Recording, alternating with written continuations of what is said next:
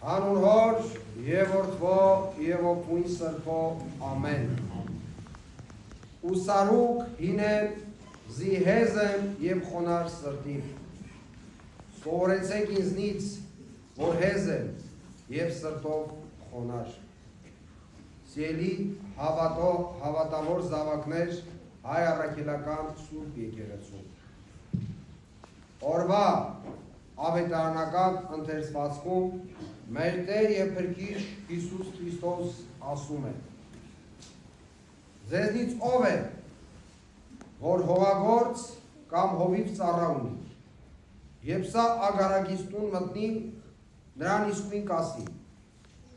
անցիր սեղան նստիր, այլ նրան չի ասի, պատրաստիր ինչ ընտրելու եմ, և գոտի կապած ծառայիր ինձ, մինչև որ ուտեմ և խմեմ, և ապա այնուհետև դու կուտես և կխմես։ Միթե Տերը շնորհապար կլինի այդ ծառային, որ իր բոլոր հրամանները կատարեց։ Նույնպես և դուք, երբ կատարեք այն բոլորը, ինչ ձեզ հրամայված է, ասացեք, թե անպիտան ծառաներ եք, ինչ որ պարտավոր էիք անել, այն էլ արեցիք։ Սիրելիներ, Քրիստոսի այս խոսքերը միայն նրա աշակերտներին չէ, որ ուղղված էին։ Այս պատմությունը մեզ բոլորիս սովորեցնում է չհպարտանալ, հատկապես հավատքի կատարելության և սրբության հասնելու ճանապարհին, լինել խոնար, համեստ, հեզ, որովհետև քրիստոնեական կյանքի ամբողջ ընթացքում մարդը հրաժարվելով մեղքերից, հաղթահարելով բազում մեղքեր, ի վերջո պիտի հրաժարվի և հաղթահարի ամենագլխավոր մեղքից, հպարտությունից, որը շատ մեղքերի հիմքում է և շատ մեղքերի պատճառ է դառնում։ Մենք յուրաքանչյուրս առաքելություն ունենք այս աշխարհում, և մեր առաքելությունը մեր Տիրոջ խոսքի համաձայն պիտի խոնարհությամբ կատարենք և երբեք չասենք, որ այս կամ այն արեցի և նույնիսկ ավելիով արեցի, այլ մեր պարտքը ընդամենը կարողացանք կատարել և կարողացանք անել այն, ինչ որ Աստված մեզ տվել էր որպես շնորհ։ Քրիստոնեական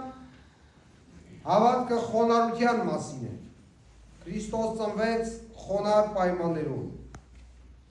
Երուսաղեմ մտավ խոնարհաբար։ Վերջին ընթրիքի ժամանակ խոնարհաբար լվաց իր աշակերտների ոտքերը, խոնարհաբար տարավ իր խաչը և խոնարհաբար կատարեց իր երկրային առաքելությունը։ Տերն ասաց իր աշակերտներին. գիտեք, թե ինչ արեցի ձեզ,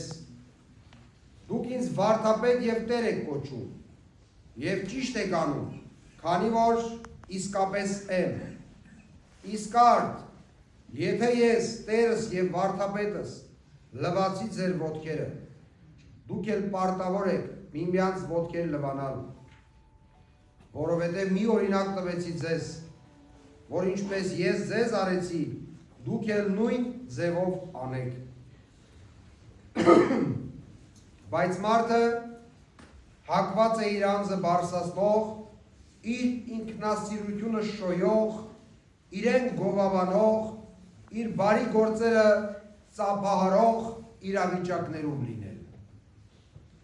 Լեռան քարոզում Տերն ասում է, որ պետք չէ նման լինել այն կեղծավորների, որոնք կարող են աղոթքի կանգնել անգամ հրապարակների անկյուններում, որպեսզի մարդկանց երևան։ Հիշենք Մաքսավորի և Փարիսեցու առակը, որ Տերը պատմեց, ասելով. երկու մարդ տաճար ելան աղոթքի կանգնելու, մեկը փարիսեցի, մյուսը մաքսավոր։ Փարիսեցին կանգնած էր մեկուսի, Եվ ինքն իրեն աղոթում էր ասելով. Աստվածին, շնորհակալ եմ քեզանից, որ ես նման չեմ ուրիշ մարդկանց, ինչպես հափշտակողները, անիրավներն ու շնացողները,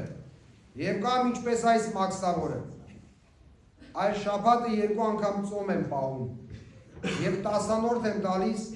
իր ամբողջ ունեցվածքից, եկամտից։ Իսկ մաքսավորը կանգնած էր մեկուսի, չէր համարձակվում իր աչքերը երկինք բարձրացնել, այլ ծեծում էր իր կուրծքը եւ ասում. Աստված ներիր ինձ մեղավորիս։ Ասում եմ ձեզ, մաքսավորը իջավ իր տունը արդարացած եւ ոչ թե մյուսը, որովհետեւ ով որ բարձրացնում է իր անձը կխոնարհվի եւ ով որ խոնարհեցնում է իր անձը կբարձրացվի։ Սիրելիներ, դարձյալ անդրադառնալով Լեռան քարոզին, որտեղ մի տող կա, որ մեր Տերը ասում է. Երանի հեզերին, որովհետև նրանք պետք է ժառանգեն երկիրը։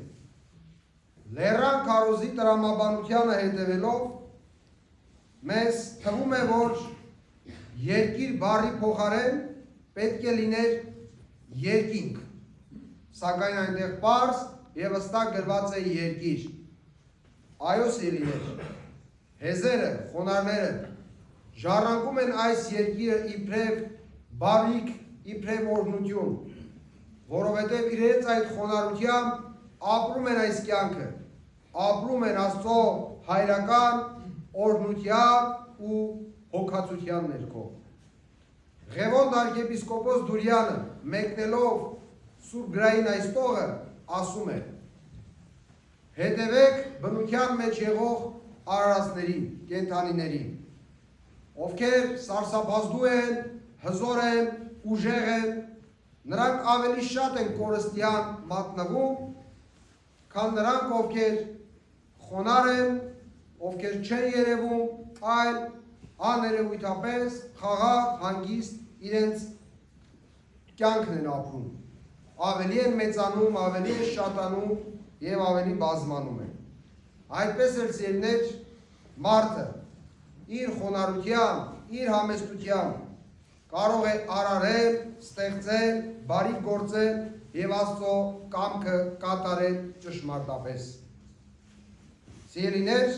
հպարտություն չունեցողն է, որ բռնում է սրբության ճանապարհը։ Մենք կարող ենք անverջ խոսել հպարտության եւ խոնարհության մասին, տարբեր առակներ պատմել, բայց դա բավարար լինել չի կարող, որովհետեւ մենք կարող ենք հիանալ այդ առակավոր պատմություններով, սակայն չխոստովանել, որ ամենադժվար հրաժարվող մեղքերից է հպարտությունը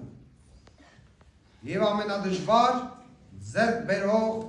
առաքինություններից է խոնարհությունը։ Եթե մարդը կարողանա խոնարհ լինել, այսինքն իր ներսում մարդկանցների հաշտվի ինչ-ինչ իրողությունների հետ, մոռանա ու իր հիշողություններից ջնջի շատ ցավեր ու վիրավորանքներ, ապա եւ հոգով եւ մարմնով առողջ կլինի։ Եթե այդպես վարվի, իրադարձությունները հետքեր չեն թողնի նրա հոգևոր հավասարակշռության վրա եւ հիվանդության պատճառ չեն դառնա։ Քրիստոս ասում է. Եկեք ինձ մոտ բոլոր հոգնածներդ ու բեռնավորվածները, եւ ես ձեզ կհանգստացնեմ։ Իմ լուծը ձեր վրա վերցրեք եւ սովորեցեք ինձանից, որ հեզ եմ եւ սրտով խոնարհ, եւ ձեզ համար հանգիստ պիտի գտնեք, որովհետեւ իմ լուծը քաղցր է եւ իմ բեռը թեթև։ Սիրելի հավատացյալներ, հաճախ մարդիկ չեն ցանկանում ընդունել, որ հպարտությունը մեղք է։ Ի հակադրություն հպարտության խոնարհությունը առաքինություն է, այն էլ աստվածահաճո առաքինություն։ Հպարտությունն է, որ մարդուն թույլ չի տալիս խոնարհվել, խոստովանել սեփական մեղքերը։ Հպարտությունը հիվանդին եւ աղքատին թույլ չի տալիս, որ խղճան իրենց եւ ընդունեն ուրիշների օգնությունը։ Հպարտությունից մարդը ներողություն չի խնդրում անգամ իր հարազատից։ Հպարտության պատճառով վիճած կողմերից ոչ ոք չի ցանկանում առաջին քայլը կատարել եւ խոսել միմյանց հետ։ Հպարտությունը բաժանություն է բերում,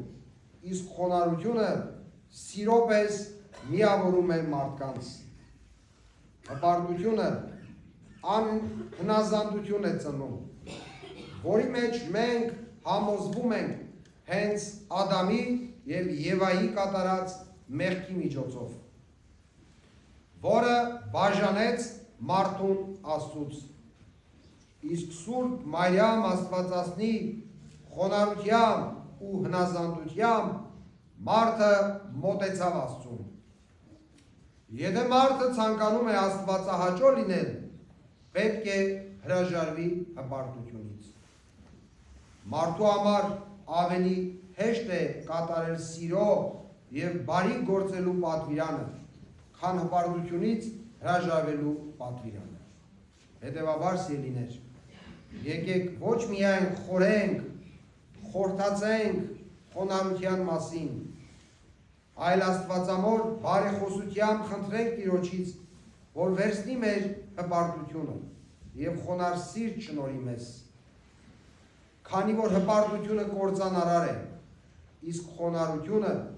փրկություն պարգևող եւ փրկության տանող գրավական։ Թող որ մենք կարողանանք մեզ համար խոնարհության շնորհը եւ Աստծուց անդադար խնդրենք, որ այդ շնորհը